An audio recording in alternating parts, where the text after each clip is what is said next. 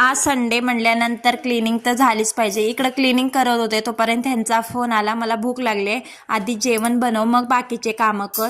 मग लगेच इकडं गवारी निवडायला घेतली आणि लगेच भाकरी पण बनवून घेतल्या। फक्त त्यांच्यापुरतंच जेवण बनवायचं होतं, माझा तरी आज उपवास होता।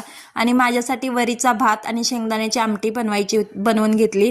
त्याच्यानंतर शेंगदाणे पण बारीक करून घेतले, कारण लाईट कधी पण धोका देऊ शकते। त्याच्यानंतर ना मस्त असं जेवण करून घेतलं। लगेच पाणी पण सुटलं होतं, तर सगळं घासून घेतलं, भांडी पण घासले।